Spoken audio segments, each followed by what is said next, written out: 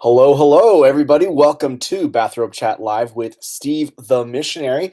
I'm Steve, and this is my bathrobe.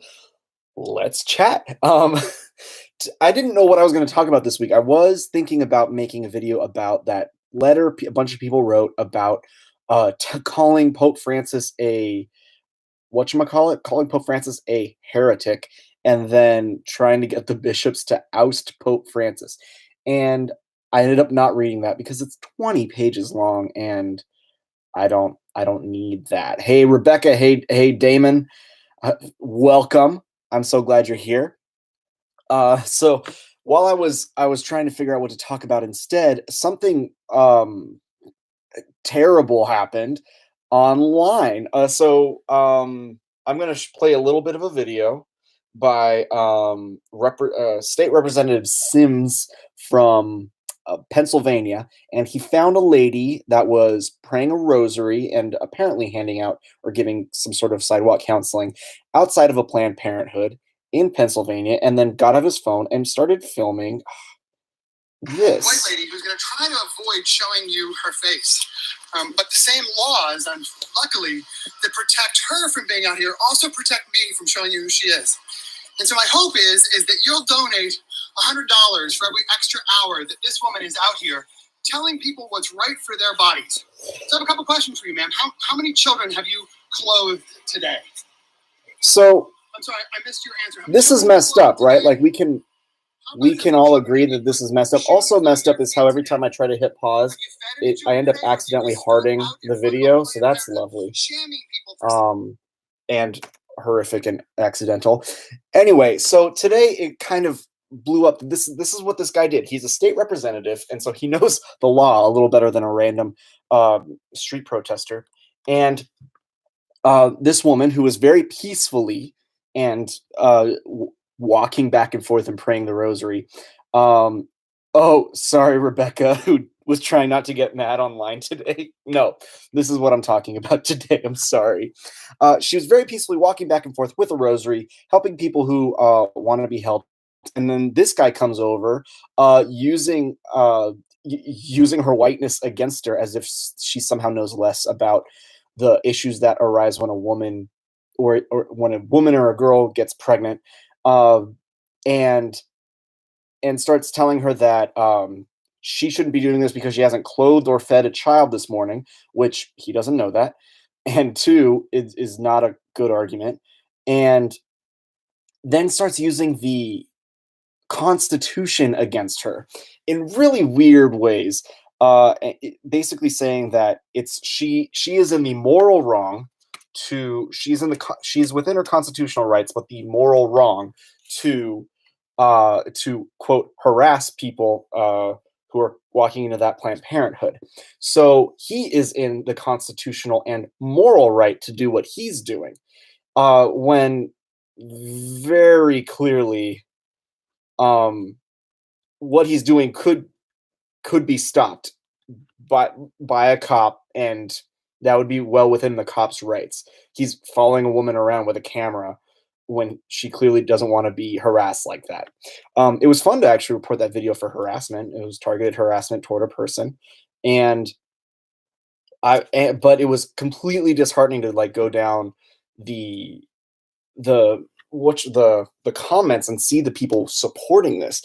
This is a guy just walking around and who let's remember is a member of the government, is a tall guy and is intimidating and is staring down this woman, following her around no matter what she does, to try to get her to stop doing what she's currently doing. That's scary. That's harassing. That shouldn't be done by an elected official of the government. Someone who very clearly can lawyer up a lot easier than she can, and can manipulate the law to serve him better than she can, and he brags about it. I know my constitutional rights. The cops who come will know my constitutional rights. I know what I'm doing, and you don't.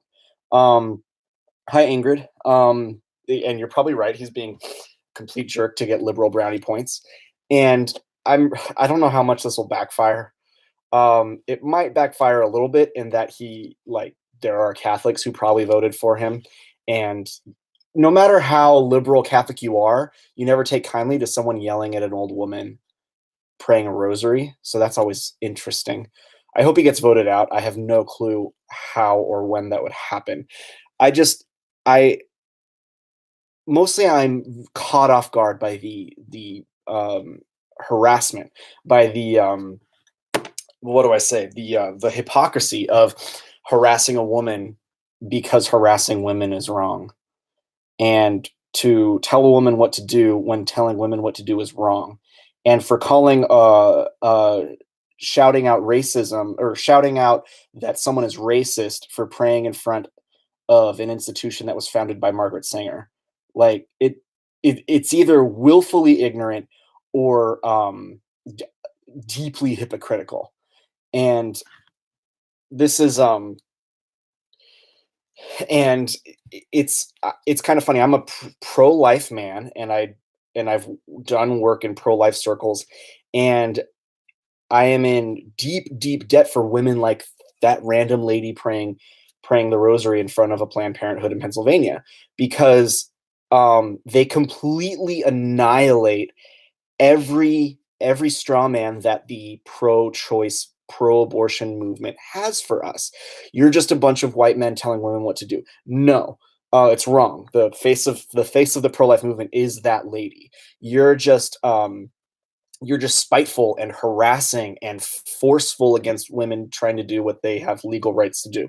No, that woman was none of those things. Even if she was a sidewalk counselor who, before the camera turned on, was passing out pamphlets or talking to women and girls walking into the Planned Parenthood, very clear that her demeanor is not of a forceful nature. Even when she finally got mad at the guy getting in his face, it was just a very simple, get out of my face. And I was, hi Sophia, welcome. And I was very kind of shocked at the bold faced hypocrisy that was going on, and I hope that he pays for it politically. I really hope that people don't stand for that.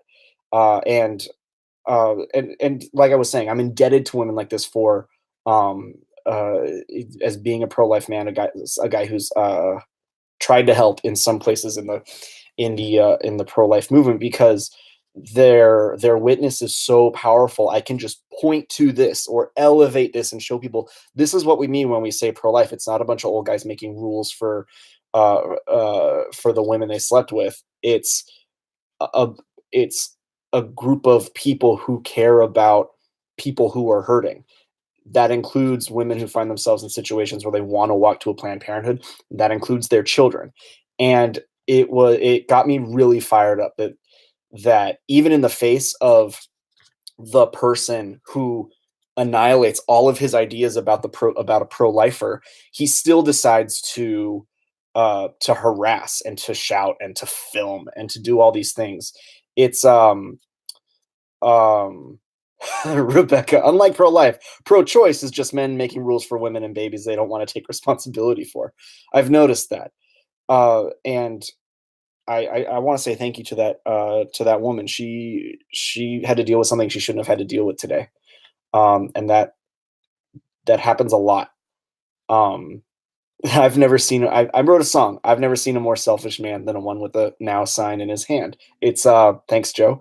It's exactly what happens. It's exactly what you just saw. That man is it's an act of selfishness to keep uh to keep Planned Parenthood going, especially if you're a Democrat keeping Planned Parenthood going because you get their money. Um and that's all I'm going to say about that for right now. I might come back to it and just kind of praise pro-life people for a while, because it's it's pretty rare that you find someone as lied about as the pro-lifers. And optimistically cynical, please don't use Mike Pence and Trump as the the face of the pro-life people. The woman in this video is the face of pro-life people. And going off of that, especially that woman, it is the month of May, my friends. It is the month of Mary, and it is the month of Mother's Day. Um, and one, I need to come up with a Mother's Day present for my mom. So there's that. And two, I just want to talk about motherhood for a little bit. If there are any moms in the view, please put down things I should repeat in the chat, because I'm not a mom pretty obvious. And the but it's kind of weird. Mothers, motherhood, and fatherhood will get spoken of next month.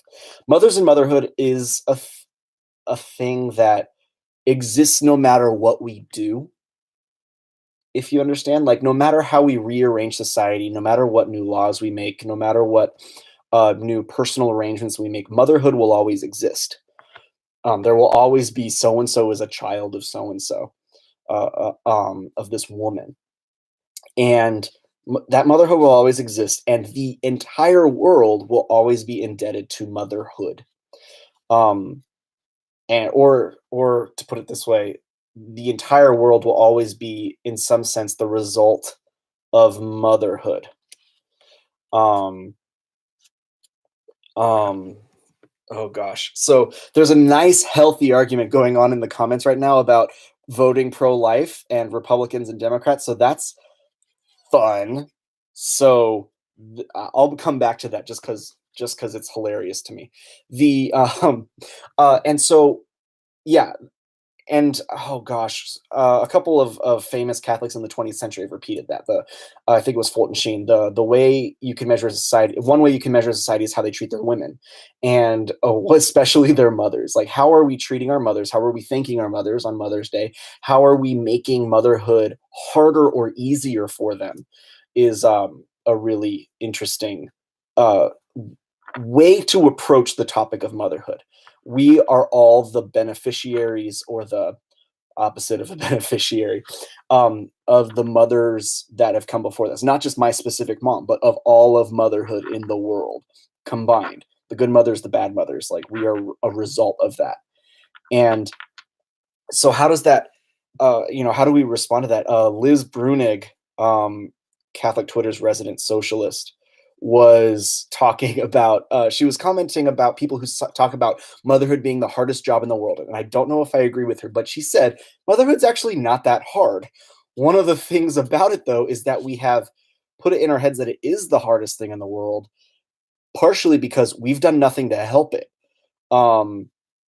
We've done nothing to alleviate, we've done nothing to alleviate the work of mothers. We, for the most part, especially this generation of women, has to move far from home in order to get work. And so all familial ties are completely snapped.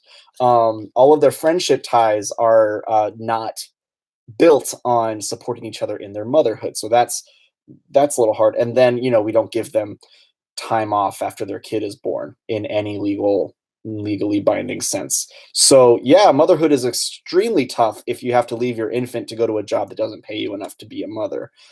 So that's one way you could celebrate Mother's Day, is to fight for maternity leave on a legal sense. And I'm going to come back after I read a whole bunch of argument. Optimistically Cynical came out why as if I support Mike Pence and Donald Trump. I vocally do not. Sofia was noticing that the woman that was praying the rosary had some partners in prayer, and they weren't doing anything, which is weird. And to Optimistically Cynical, I don't vote Republican. I often encourage people not to vote Republican, or at least give my reasons why I don't.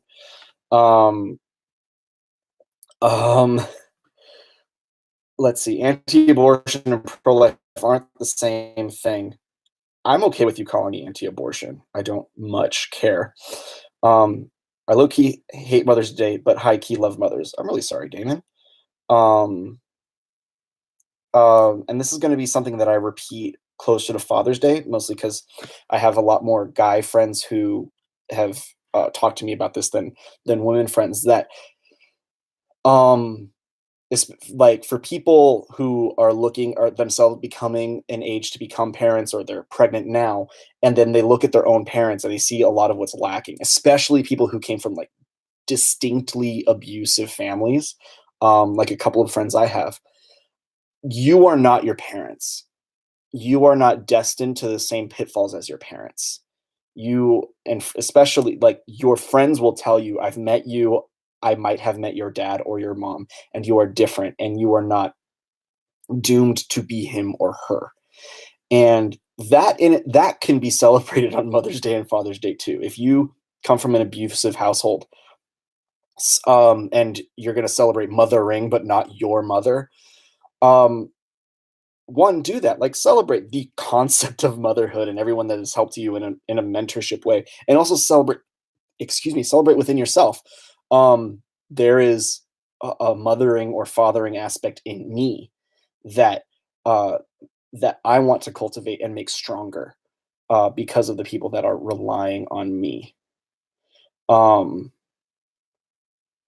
and I'm going to repeat that when I get closer to Father's Day in a longer video, but I think a lot of people need to hear that. And I'm really sorry to hear that.